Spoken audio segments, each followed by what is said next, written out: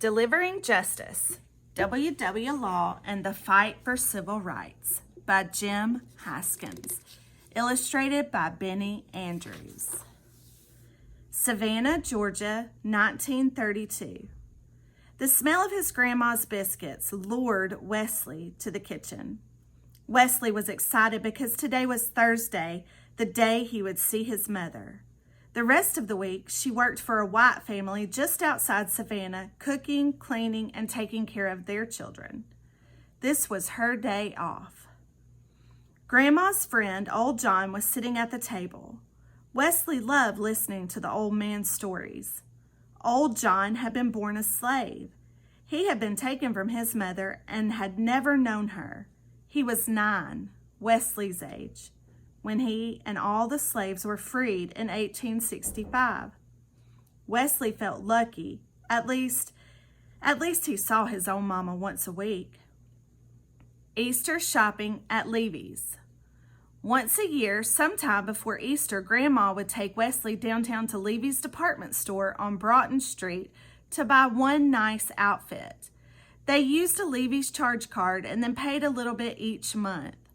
On one shopping trip, the saleswoman would not serve them until after all the white customers had been helped. Wesley had heard the saleswoman politely call the white women customers Miss and Mrs., but she treated his grandma as if she were a child, a nobody. Wesley's grandma pretended not to notice. She was polite, but she was also proud. "Come on," she said, "it's time to go home."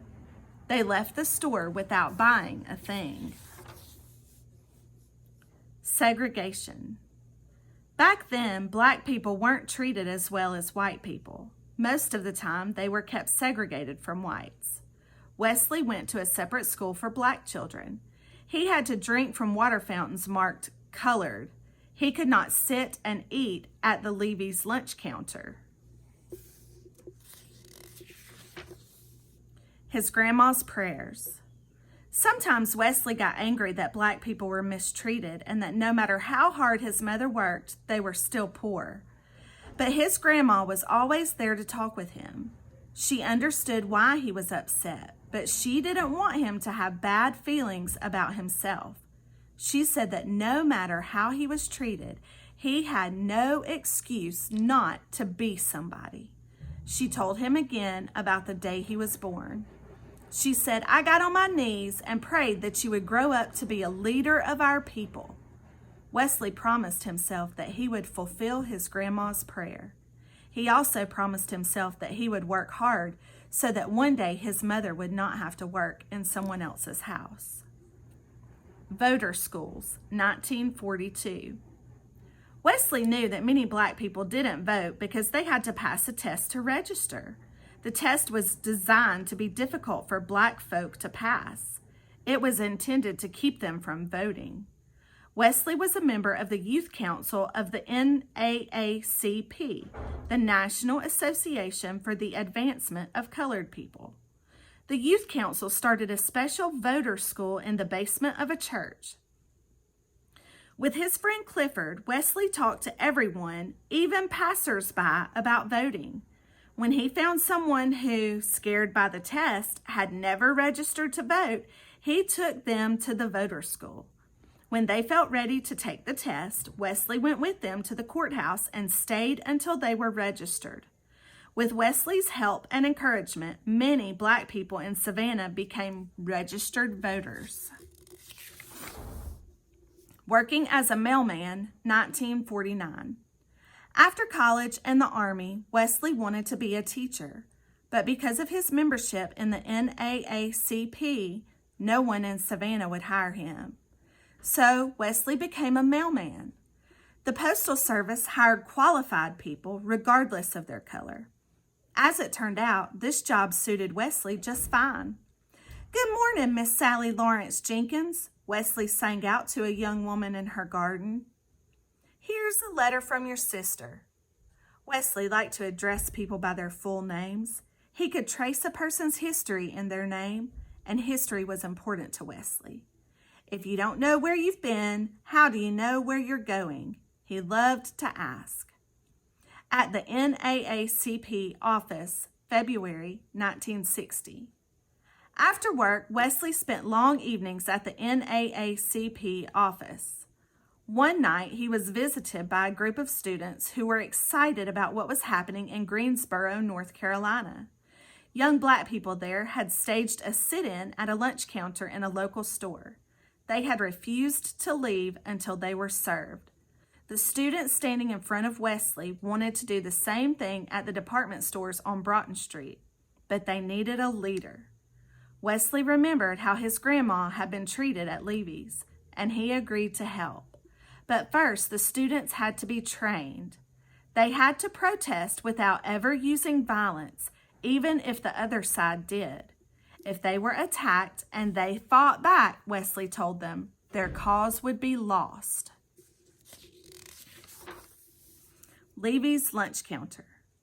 After weeks of training, small groups of students made their way downtown, entering the big stores along Broughton Street, and sat down at the lunch counters. The stores refused to serve them. At Levy's, the manager called the police, who arrested the students for breaking the city's segregation laws, throwing down their cards. Wesley called a mass meeting the next Sunday at the Bolton Street Baptist Church. People filled the pews and balconies. Wesley opened the meeting with a hymn. All the voices singing together made a thunderous sound, and the mighty noise made people think that perhaps working together, they could really make something happen. Wesley spoke about the arrests of the young people at Levy's. He said that things had to change, and he asked if people were ready to fight for their rights. Someone shouted, "I'll never shop at that store again." Then someone in the balcony threw down a Levy's charge card. Soon, everyone was tossing charge cards into a big pile in the church. The boycott begins, March 17th, 1960. The next morning, Wesley led a group downtown. They carried baskets full of charge cards. At Levy's, Wesley and his group dumped the baskets of charge cards onto the sidewalk. Then Wesley announced that no black people would shop at any store on Broughton Street until they were treated equally. The Great Savannah Boycott had begun. Picket lines. Wesley and other members of the NAACP organized a picket line every day in front of Levy's. White people yelled and jeered at the protesters and tried to force them off the sidewalk. But day after day, the protesters returned. One day, a large, burly white man punched one of the demonstrators in the face and broke his jaw. But everyone remembered what Wesley had taught them. They didn't yell or fight back, no matter how much they wanted to. Wesley organized other protests. There were kneel-ins at the white churches on Sundays and wade-ins at all the white beaches at Tybee. Wesley wanted to end segregation everywhere in Savannah, in libraries, theaters, public pools, beaches, and restrooms, as well as at lunch counters. Talking about peaceful change. Large meetings were held every Sunday at different churches. Protesters talked about their activities. Some gave fiery speeches. The meetings became so popular that no church was big enough to hold everyone who wanted to get in. For a year and a half, no one from the black community shopped on Broughton Street.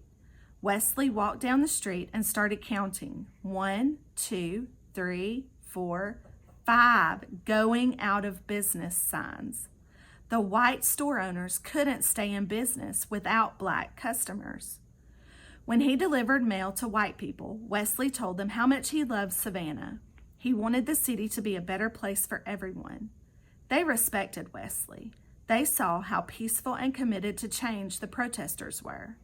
Little by little, more and more, white people began to sympathize with the protesters. Desegregation without violence. White people in the community who supported Wesley asked what they could do to end segregation and stop the boycott. Together, leaders from the white and black communities worked out a plan. Each evening after delivering the mail, Wesley organized a group of students to sit in a different kind of business or facility the next day. The theaters would be first, then the restaurants, then the library, and on down the line until every business had been desegregated.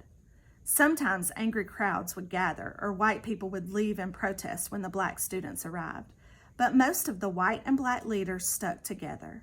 The mayor made sure that all the signs marking separate facilities for blacks and whites at City Hall, the courthouse, health department, and hospital were taken down. City officials took the segregation laws off the books. Unlike desegregation efforts in other cities and towns in the South, there was very little violence in Savannah. Justice delivered. On a Sunday in September 1961, Wesley greeted the hundreds of people who arrived at a downtown Savannah church. Inside, their voices joined together to sing out, "We are soldiers in God's army." When the song ended, Wesley stood in front of the crowd. He saw his mother sitting in the front row. He saw students who had been arrested. He saw faces beaming with pride. Then he announced in a loud, clear voice, "We have triumphed." Savannah was the first southern city in the United States to declare all its citizens equal 3 years before the Federal Civil Rights Act made all segregation illegal. People, both black and white, saw Wesley as Savannah's hero. He had kept the protest disciplined and peaceful, even in the face of violence. Modestly, he would say, "I was just doing what every black American should be doing." Wesley Wallace Law delivered more than just the mail to the citizens of Savannah. He delivered justice, too. His grandma's prayers had been answered.